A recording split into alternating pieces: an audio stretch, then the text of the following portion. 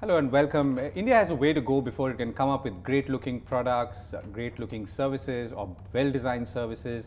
But doing all of that requires a different kind of input, perhaps a different kind of thinking. And I'm here with someone who can perhaps help us use our maybe skills, maybe mind to focus in a way where we are able to bring out what perhaps is hidden right behind us and goes 200 years back. Let me explain that further in my conversation as I set off with Alok Nandi, who's an innovation UX digital strategist and president of the IxDA and runs a company called Arc Tempo. He's based out of Brussels. Alok, thank you very much for speaking with us. Hi. So, when we talk about, there is a much used term, which I know you don't like, it's called design thinking. And I know you've also attacked it and said that you should think design, not talk about design thinking. So tell us what that means and why that is important when it comes to designing great quality or high quality products and services from countries like India or by people in India. Jumping on your question, design thinking, thinking design, I think we need first to clarify what we mean by design. Mm-hmm. And often we see that many people think that design is decoration. And then design thinking has been this kind of fashionable term hijacked by management 15 years ago, where they realized that what they have been doing for 50 years were not going maybe in the right direction. So they said, okay, maybe we need to so-called think out of the box, and design thinking might be offering a toolbox. Now the issue with that is it became a set of overused recipes without applying the right way of applying the recipes. And so now we see worldwide a design thinking fatigue. And that's why I was telling in some of my talks, let's be careful with design thinking, because it has become so cliche that people think step 1, 2, 3, 4, 5, and then what's happening? Nothing. Oh, design thinking is not working. And what's the reason? The problem is that we need to think about design and apply that in order to question the assumptions we have about systems, about infrastructure, about experiences, and make sure that these experiences are meaningful for our stakeholders. Right. So give me an example of how this applies or has not applied in your observations. Has applied, we can see that traffic jams in cities is the meta-wicked problem, where we have evidence that many things were not well designed in this last 50 years. And so we can have tons of examples. Now if we go into service design, which is one subset of design where we are focusing on service, we could say that 40 years ago Singapore Airlines was doing already fantastic service design.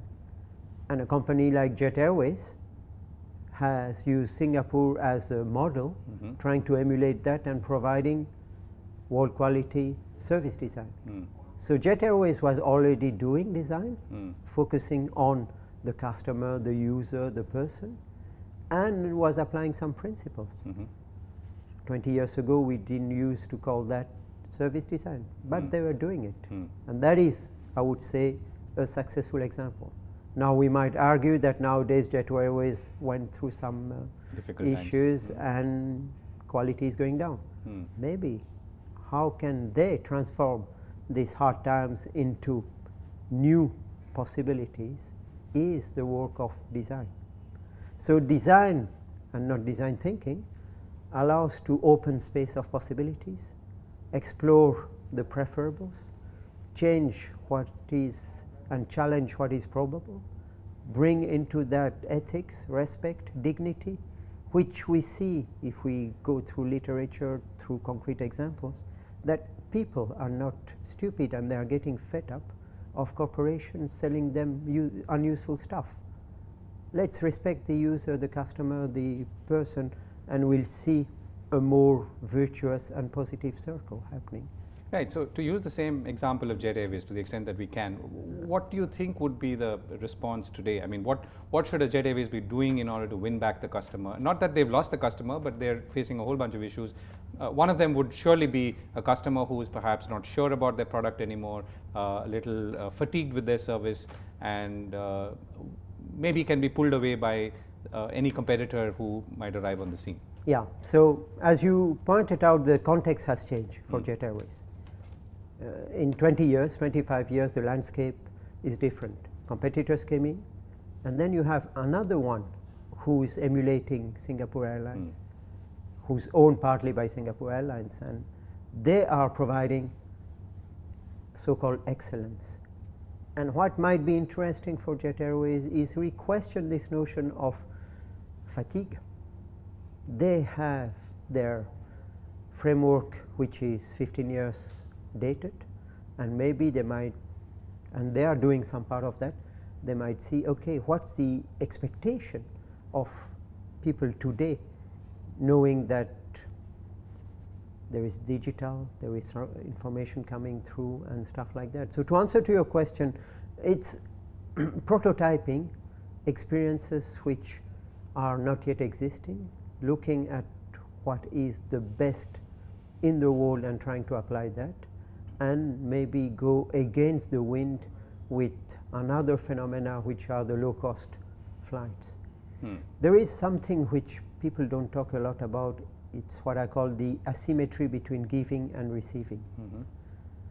If you give something small to your customer, they will be so happy. If you take away what they were used to get, they will be 10 times more unhappy. And so we need to go into cognitives. When we talk but about... that's a very, very important point. I'm now thinking about it as a customer. So Yeah. Well, and it has been proven through neuroscience experimentation. And so these are some of the basics we don't look enough at. When we design systems, we talk about physical stuff. Now we talk about digital stuff. And we are getting into socio-cognitive system. And companies like Twitter, Facebook, LinkedIn have changed also the way people interact in professional setting. So if we merge all these insights coming from 100 years of physical industrial design, or let's go before, 5,000 years of craft in India. So many things have been learned, unlearned, learned, relearned. Let's look at the Ayurveda medicine. If we look at all the plants which are used in India for medical practice and which are world class, where is the knowledge going now? Why are we undervaluing that type of knowledge? Why are we putting that in pigeonhole? These are questions we need to bring back. I was telling in one of my talks, we are what we eat. And I was provoking that 10 years ago, when I was opening a keynote, we are 1 billion people on this planet starving and 1 billion overweight. And we call that civilization. Today, after 10, 15 years, I have to say that we are 1.8 billion people overweight and 800 million starving. And we call that civilization. So if we look again back, the 70 years of industrialization of all our agriculture and food systems after the World War II has completely dismantled and disrupted micro and macro systems. So tell me, I mean, if as you look ahead, there are 2 or 3 kinds of constituencies who would be listening to you. I mean, one is firms who have perhaps been around for a long time, are fighting product and service fatigue, as the example that we used. It could be someone who's launching new products and services, trying to understand a certain market niche, which perhaps was intuition and now trying to convert that into reality. And third could be entrepreneurs who are saying that, okay, here is something that I want to do, here is a gap that I think I've found, and I want to fill that. So how do you approach these 3 cases, and what's your advice to them? Now I merge cases. When you are a farmer, why aren't you an entrepreneur? Because all of us are entrepreneurs. Everything depends on the scales and the means and the mindset. We need to make sure at the education level that all of us are entrepreneurs. Entrepreneur, coming from Latin, take a grip on, entreprendre. We need to take a grip and decide on where we want to go. Now it's easy to say like that, and we have so many constraints and whatever, but this allows at least to change the mindset, to keep and try to get a little bit of control on where we want to go. So to answer to your question, if a farmer is an entrepreneur, he or she can then decide to control some territories of action and explore some possibilities. And my take would be, on a design point of view, let's stop talking, start doing. And as soon as possible, make a prototype of something. So to come back to your example, there is a small niche opportunity of using, I don't know, cereal to make a new product. Let's try it in one village and let's see how it works. You know, there is a simple rule in UX UI. If 5 people don't like it, there is something fishy. You don't need to do 1,000 or the famous 300 statistical, all this kind of stuff. So look at the weak signals. Right. So in a nutshell, we need to focus on bringing the entrepreneurial mindset. The second one is help people to spot weak signals. And the third, stop talking, start doing, the prototyping attitude. Right. If we begin to mix all this, then we'll be able to. And you feel, as a country, India, creators of products and services don't prototype sufficiently? Some do, but don't know they do. That is a paradox. I'll give you an example. Bollywood films. If we look at Bollywood films these last 3-4 years, compared to 30 years and compared to 15 years, you would see that in many of the films, in lots of films now, there are some interesting scenarios and stories where they are pushing some messages towards their audience. And I was surprised to see Bollywood today could be an enabler for people to realize that this is good for public health. Yeah, menstrual hygiene being one case. Yeah. That one, toilet, whatever. These are all questions where India is and should be busy with. While policymakers are trying to push the message and they are suffering because there is a distrust because of history, because that's a worldwide another story.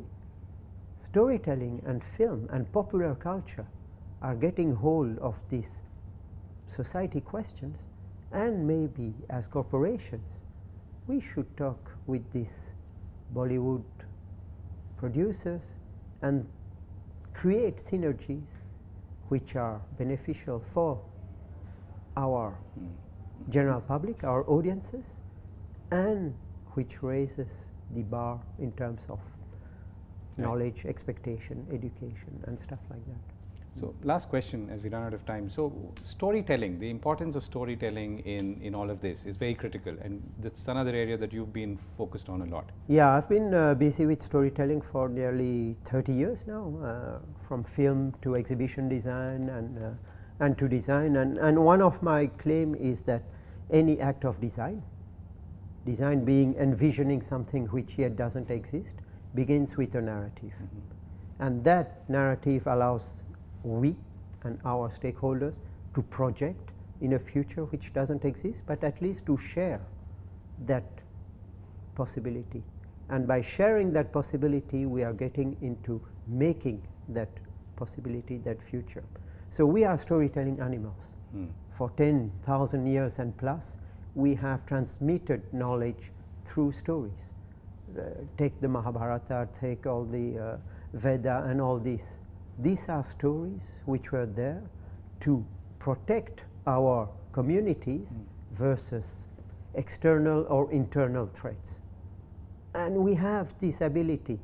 How can we make sure that we combine that with analytical thinking, with whatever sequential knowledge, and we bring what I would call synthetical knowledge, and all this expertise which is in our DNA for thousands of years.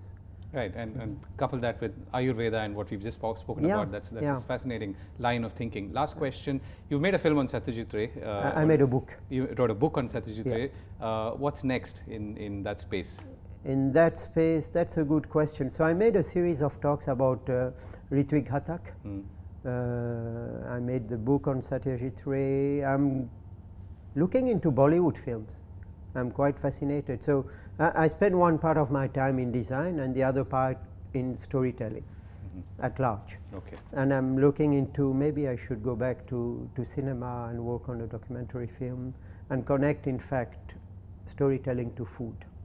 Okay. And I'm busy working on a project on food and storytelling in Japan, and Right. maybe I should come back to India about that. And this is a good time to do that. Thank you so much for speaking with us, Alok, Nandi. Thank you. Thank you. Yeah.